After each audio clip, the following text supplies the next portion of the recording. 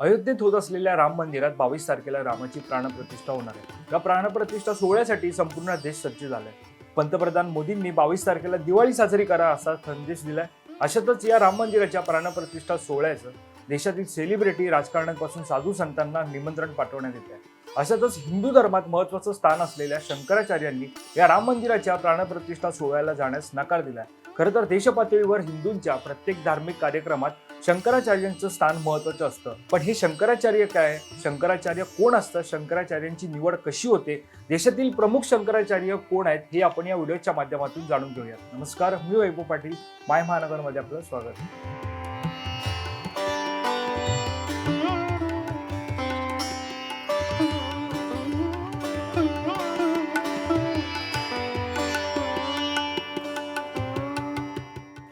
हिंदू धर्मात शंकराचार्यांचं पद सर्वोच्च मानलं जातं। भारतातील शंकराचार्य पदाची स्थापना आदि शंकराचार्यांनी केली। हिंदू धर्माला बळकटी देण्यासाठी आदि शंकराचार्यांनी भारतात 4 मठांची स्थापना केली। आता बघूयात आदि शंकराचार्य कोण होते।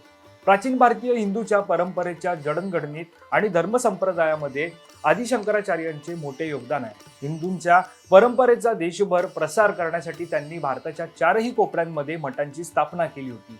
आदि शंकराचार्य हे अद्वैत वेदांचे संस्थापक, संस्कृत विज्ञान, उपनिषद व्याख्याते आणि हिंदू धर्म सुधारक होते। धार्मिक श्रद्धेनुसार त्यांना भगवान शंकराचा अवतारही मानले जात होते। त्यांनी जवळपास संपूर्ण भारत प्रवास केला। या महान व्यक्तिमत्वाचे आयुष्य देशाच्या उत्तर भागात गेले। या मठांची स्थापना इसवी सन पूर्व 8व्या शतकात झाल्याचं सांगितलं जातं। आता जाणून घेऊयात मठ म्हणजे काय।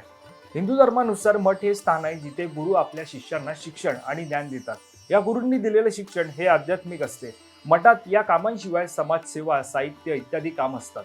आदि शंकराचार्यांनी भारतात 4 मठ स्थापन केले होते। हे 4ही मठ देशाच्या 4 दिशांना आहेत। या 4 मठांमध्ये उत्तरेला बद्रिकाश्रमाचा ज्योती मठ, दक्षिणेला शृंगेरी मठ, पूर्वेला जगन्नाथपुरीचा गोवर्धन मठ आणि पश्चिमेला द्वारकेचा शारदा मठ यांचा समावेश होतो। या 4 मठांच्या प्रमुखाला शंकराचार्य म्हणतात।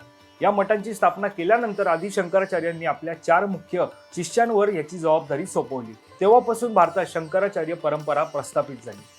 शंकराचार्य होण्यासाठी संन्यासी असणे आवश्यक आहे। संन्यासी होण्यासाठी घरगुती जीवनाचा त्याग करणे, मुंडन, पिंडदान करणे, रुद्राक्ष धारण करणे अत्यंत महत्त्वाचे मानले जाते। यानंतर शंकराचार्यांचे प्रमुख आचार्य महामंडलेश्वर प्रतिष्ठित संत यांच्या सभेची सहमती आणि काशी विद्वत परिषदेच्या परवानगीनंतर शंकराचार्य पदवी प्राप्त होते।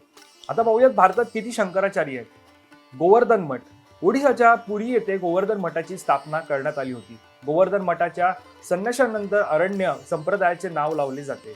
निश्चलानंद सरस्वती असे या मठाच्या शंकराचार्यांचे नाव आहे।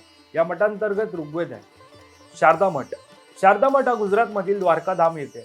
सदानंद सरस्वती हे शारदा मठाचे शंकराचार्य आहेत। या मठांतर्गत सामवेद आहे। ज्योतिर्मठ उत्तराखंडच्या बद्रिकाश्रम येथे ज्योतिर्मठ आहे।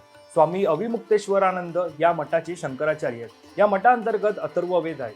शृंगेरी मठ दक्षिण भारतातील रामेश्वरम येथे शृंगेरी मठ आहे। जगद्गुरू भारती तीर्थ या मठाचे शंकराचार्य आहेत। या मठांतर्गत यजुर्वेद आहे। आता पाहूया शंकराचार्यांची भूमिका काय असते। शंकराचार्य हे हिंदू धर्मातील सर्वात मोठे धार्मिक गुरु मानले जातात।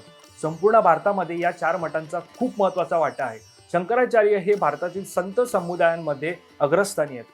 तुम्हाला हा व्हिडिओ कसा वाटला हे आम्हाला कमेंट करून नक्की कळवा आणि अशाच प्रकारच्या नवनवीन व्हिडिओ पाहण्यासाठी तुम्ही मायमहानगर.com लॉग इन करा। आमचं Facebook page, Instagram page, Twitter page like करा। माय महानगर लाईव्ह या यूट्यूब चॅनलला सबस्क्राईब करा।